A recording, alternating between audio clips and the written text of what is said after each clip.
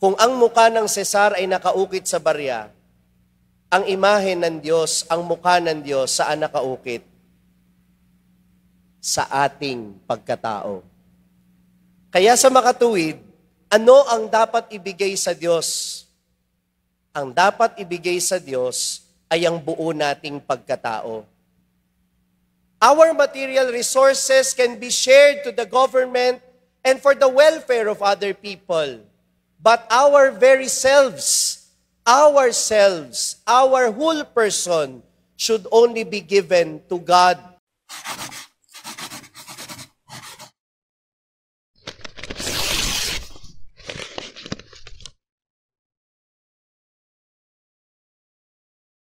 Ang Panginoon.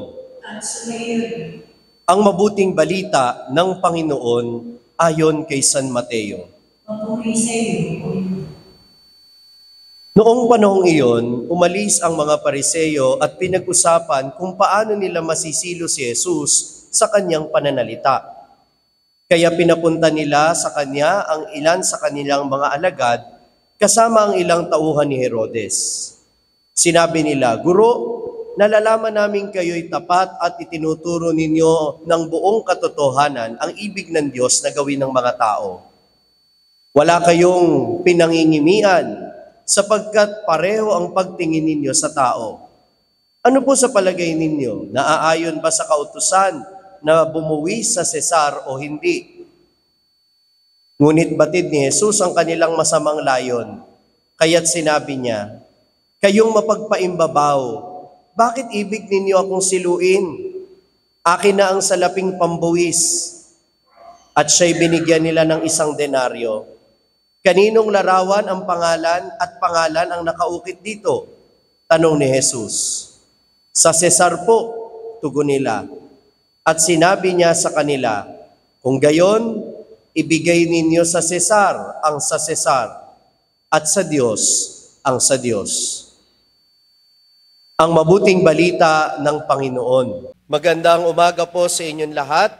Magandang umaga po. Tang pagbati sa lahat ng mga nakasubaybay sa pamamagitan ng live streaming. Una po ay gusto ko kayong batiin sa pagtugon ninyo sa panawagan natin noong huling linggo, yung ating challenge na Wear Your Sunday's Best. Palakpakan niya po natin ang bawat isa. Kapansin-pansin po na nailabas na sa mga cabinet yung mga magagandang damit. Tanong nyo sa akin, bakit? Amoy mothballs po. Hindi, biro lang. Kitang-kita naman po na marami ang nag-effort sa kanilang pagsusuot ng damit. At para sa mga hindi nakasimba noong nakaraang linggo, pinaalala ko po kasi yung halaga ng pagbibihis ng maayos kapag nagsisimba para maipakita din natin sa mga kabataan na hindi ito ordinaryong lugar lang at hindi ordinaryong bagay lang ang pagsisimba. Dahil ito ay mahalaga, pinapakita natin ang halaga ng ating pagsisimba sa pamamagitan ng ating pananamit. Amen po ba yon? At sana tuloy-tuloyin na natin yan kapag araw ng linggo para hindi ipisin ang mga damit ninyo sa cabinet. Isusuot niyo yung maganda kapag araw ng linggo. Sa ebanghelyo natin ngayon, mahalagang sagutin yung tanong, kanino ka ba? Ngayon pong panahon ng eleksyon, marami hong ganyan ang tanong, kanino ka ba? Ibig sabihin nun, sino bang iboboto mo? Pero tandaan natin, hindi tayo pag-aari ninuman dito sa mundo. Hindi tayo pwedeng magpaangkin sa kahit na sinong politiko. At kung ikaw ay politiko at gustong manungkulan sa ating pamahalaan, hindi ka rin pwedeng magpaangkin sa iyong ambisyon na maglingkod sa bayan. Dahil kahuli-hulihan, manalo ka man o matalo, manalo man o matalo ang sinusuportahan mo, bandang huli lahat tayo sa Panginoon. Amen ba yon? At yan ang ipinapakita sa atin ng Ebanghelyo ngayon. Nang tanungin ni Jesus, yung mga gustong maglagay sa kanya sa patibong. Itong mga Pariseo, mga tauhan ni Herodes, Ang tanong nila,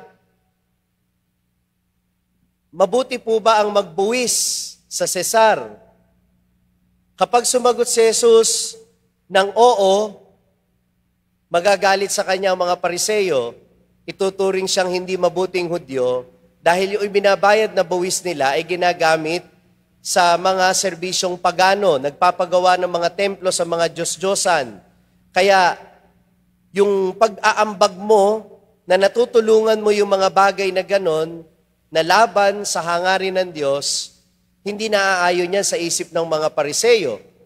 Kapag naman sinabi ni Jesus na hindi sila dapat magbuwis, isusuplong naman siya ng mga alipin ni Herodes at sasabihin siya ay subversibo sa gobyerno. Kaya kahit anong sagot ni Jesus, pwede siyang matalo. Pwede po siyang isuplong.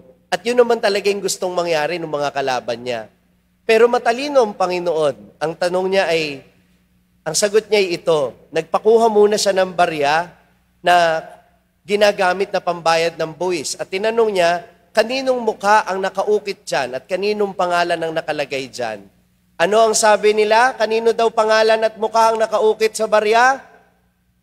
Kanino? Sa Cesar. Kaya ang sabi ni Jesus, ibigay ninyo ang sa Cesar, ang sa Cesar.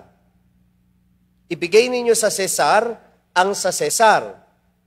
Ibigay ninyo sa gobyerno, yung nararapat sa gobyerno.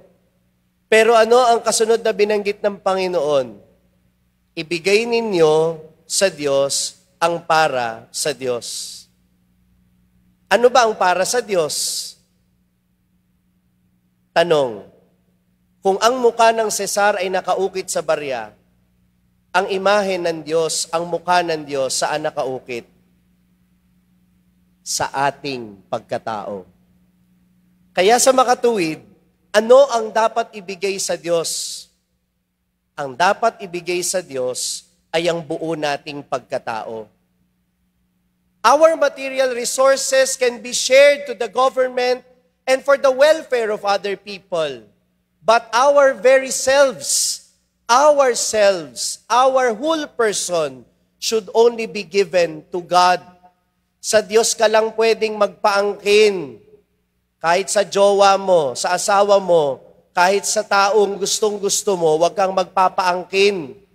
Dahil ikaw, tandaan mo, sa Diyos ka lang.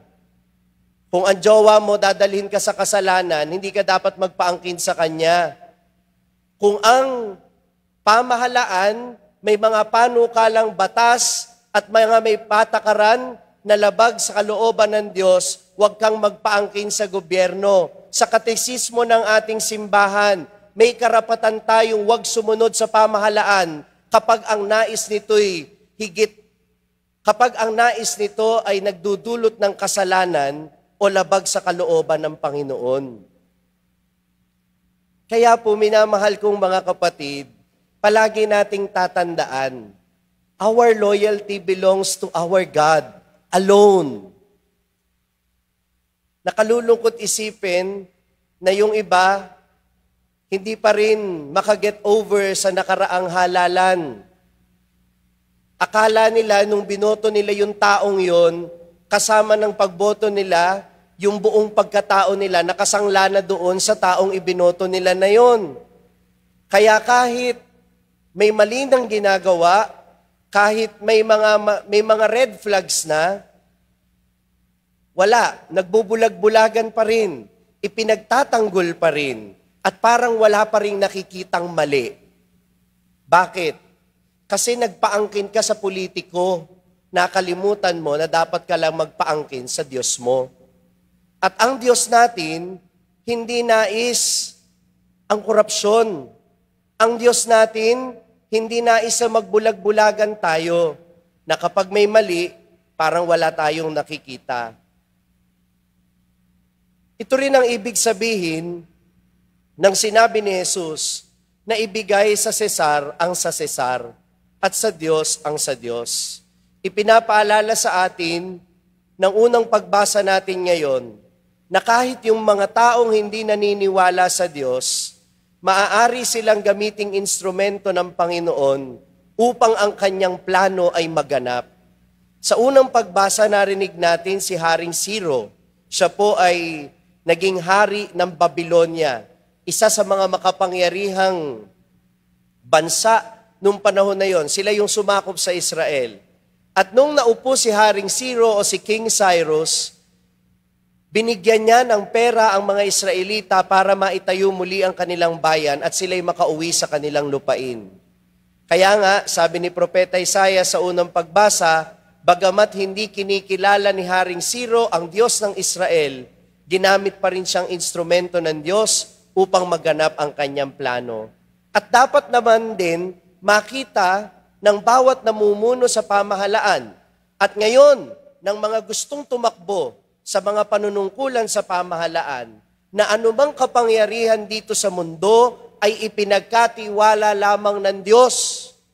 Kaya ang dapat masunod palagi, hindi yung gusto ng politikong nanalo, kundi kung ano yung mas makabubuti sa bayan.